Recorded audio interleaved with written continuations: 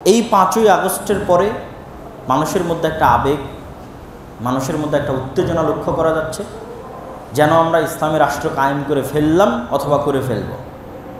এবং বেশিরভাগের ধ্যান ধারণা যে আমরা ভোটের মাধ্যমেই ইসলামী রাষ্ট্র এবং ইসলামী ক্ষমতায় চলে যাব। আমি কারো কঠোর প্রতিবাদ এবং কঠোর বিরোধিতা না করেই জাস্ট বিশ্লেষণ করে ফুটিয়ে তুলতে চাচ্ছি, যার ভালো লাগবে সে সত্যটা গ্রহণ করবে, যার ভালো লাগবে না সে গ্রহণ করবে না, কিন্তু সত্যটা তুলে ধরার দরকার আছে। আমার প্রথম প্রশ্ন হচ্ছে, এখন যারা ক্ষমতায় তারা কিন্তু ভোটের মাধ্যমে ক্ষমতায় আসে। এখন যারা ক্ষমতায় তারা কিসের মাধ্যমে ক্ষমতায় এসেছে? যখন একটা রানিং গভর্নমেন্ট পড়ে যায় তখন যে ক্ষমতার শূন্যতা তৈরি হয়, ওই শূন্যতা পূরণ করে শক্তিশালী প্রতিষ্ঠান। যে কোনো দেশে যে কোনো জায়গায় শক্তিশালী প্রতিষ্ঠান, শক্তিশালী ব্যক্তিত্ব ওই শূন্যতাটা পূরণ করে দেয়। তো যখন হাসিনা বিদায় নিল তখন এই শূন্যতা পূরণ করলো দেশের সবচেয়ে শক্তিশালী প্রতিষ্ঠান আর্মি, সেনাবাহিনী। এটা অটোমেটিক, আপনি না চাইলেও সে পূরণ করবে। Transition of power. আরও শূন্যতা পূরণ করলো দেশের আরও শক্তিশালী যে প্রতিষ্ঠানগুলো আছে, ব্র্যাক, গ্রামীণ ব্যাংক, প্রথম আলো, ডেইলি স্টার, মানবাধিকার সংস্থা অধিকার। এরা হচ্ছে দেশের শক্তিশালী প্রতিষ্ঠান। এরা গত 16 বছরও ছিল, এখনও আছে। আপনার কোটি কোটি ভোটারের কোনো ভ্যালু নাই, কেননা কোটি কোটি ভোটারের প্রতিনিধিত্বকারী কোনো শক্তিশালী প্রতিষ্ঠান নাই। আপনি ভোট নিয়ে যদি ক্ষমতায়ও যান তখন এই প্রতিষ্ঠানগুলোর কাছে আপনাকে নত থাকতে হবে, কেন আপনার নিজস্ব কোনো শক্তিশালী প্রতিষ্ঠান আপনি তৈরি করতে পারেন। এই জন্য শক্তিশালী প্রতিষ্ঠান খুবই গুরুত্বপূর্ণ। আর কেন আমরা এই সিস্টেমের বিরোধী? আমরা কেন এই সিস্টেমকে পছন্দ করি না? পাশ্চাত্য বিশ্ব সবসময় চায় যে সিস্টেম টিকে থাক, মানুষের রাগ, ক্ষোভ সব কিছু নির্দিষ্ট ব্যক্তির উপর উঠুক।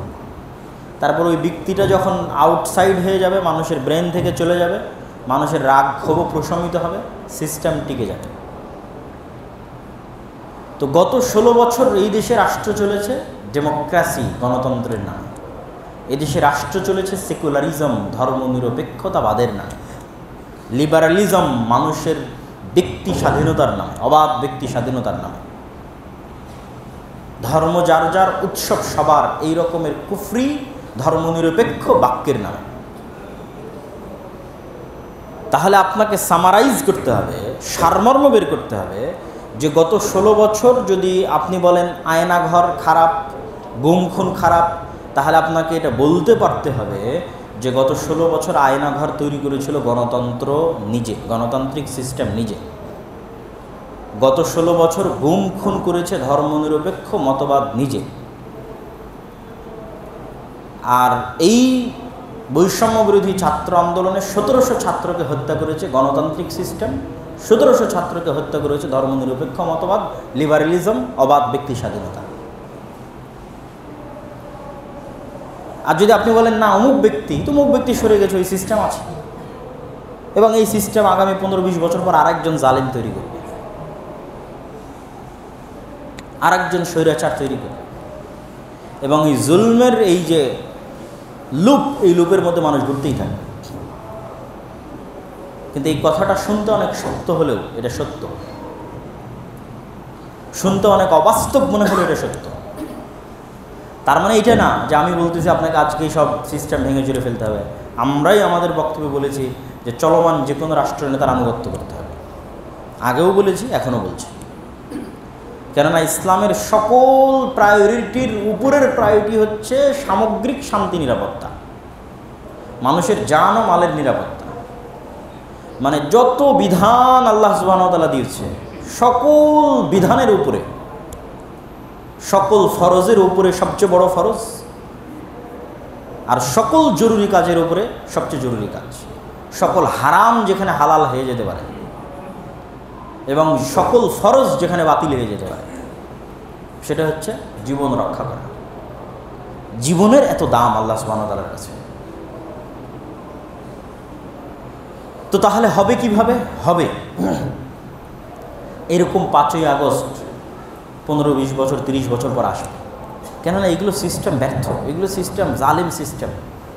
এই সিস্টেমের জুলুম আবারও দেখবেন, আবারও মানুষ হতাশ হবে, আবারও মানুষ বিদ্রোহী হবে, আবার এরকম আন্দোলন হবে। কেননা এই সিস্টেম কখনই আপনাকে ন্যায়, নিষ্ঠা, ইনসাফ দিতে পারবে না। এই জন্য আপনাকে 50 বছর মেয়াদি পরিকল্পনা করতে হবে।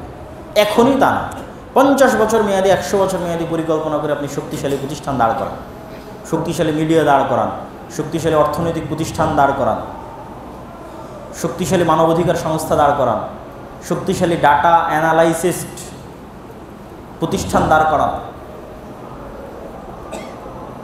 শক্তিশালী সামাজিক যোগাযোগ মাধ্যম তৈরি করেন, প্ল্যাটফর্ম তৈরি করেন। যখন আপনার এই ধরনের শক্তিশালী প্রতিষ্ঠান তৈরি হয়ে যাবে, তখন আপনি না চাইতেও, যদি আপনার মধ্যে ন্যায়পরায়ণতা এবং ইনসাফ থাকে, না চাইতেও ব্যর্থ সিস্টেমে আপনি আল্লাহ সুবহানাহু ওয়া তাআলা আপনাকে ক্ষমতা দেবে। পরিবেশ আল্লাহ তৈরি করে দেবে, আপনাকে জোর করে পরিবেশ তৈরি করতে হবে না, এমনি তৈরি হয়ে যায় পরিবেশ। এটা আল্লাহ সুবহানাহু ওয়া তাআলার নিজাম। কিন্তু আপনার শক্তিশালী প্রতিষ্ঠান থাকতে হবে, ন্যায়পরায়ণতা এবং সত্যবাদিতা থাকতে হবে। তাহলে আল্লাহর দয়ায় যখন পরিবেশ তৈরি হবে, আপনি এমনি ক্ষমতায় চলে যাবেন এবং মানুষ ইসলামের সামগ্রিক উপকারটা দেখতে পাবে। ইসলামের ভীতিকর চেহারা যেটা তুলে ধরা হয়, সেটি ছাড়াও ইসলামের যে ব্যাপক কল্যাণকামিতা আছে, সেটি মানুষ বুঝতে পারে। এবং প্রত্যেক নাগরিক তার নিজ নিজ রাষ্ট্রে ব্যাপক নাগরিক সুবিধা। নাগরিক সুবিধা কী জিনিস আমরা তো বুঝি না। নাগরিক সুবিধার কিছুটা আলামত আপনি ইংল্যান্ডে গেলে অথবা আমেরিকায় গেলে বুঝতে পারবেন। তার মানে কি আমি তাদের নিজামকে ভালো বলতেছি না, তাদের নিজামের চাইতেও ইসলামের নিজাম শ্রেষ্ঠ। কোথায়? তারা আপনাকে সব কিছু দিয়ে রেখেছে, এক জায়গায় আপনাকে গোলাম করে রেখেছে। এই কথা বুঝতে হলে হয় সেই সমস্ত দেশে যেতে হবে, না ব্যাপক গবেষণা করতে হবে। সেই সমস্ত দেশে গিয়েও গবেষণা এবং স্টাডি করতে হবে। সেটি কি? তারা আপনাকে সকল কিছু দিয়েছে, কিন্তু আপনাকে অর্থনৈতিক স্বাধীনতা দেয়নি। পুরো সিস্টেমটা সুদী সিস্টেমের উপরে দাঁড়িয়ে আছে। আপনি একটা বাড়িও কিনতে পারবেন না লোন ছাড়া, আপনি আপনার ছেলে মেয়েকে পড়াতেও পারবেন না লোন ছাড়া। মোবাইলের ওপর ইন্স্যুরেন্স আছে, ক্যামেরার ওপর ইন্স্যুরেন্স আছে, রাউটারের ওপর ইন্স্যুরেন্স আছে, প্রত্যেকটা বিষয়ের উপর ইন্স্যুরেন্স আছে।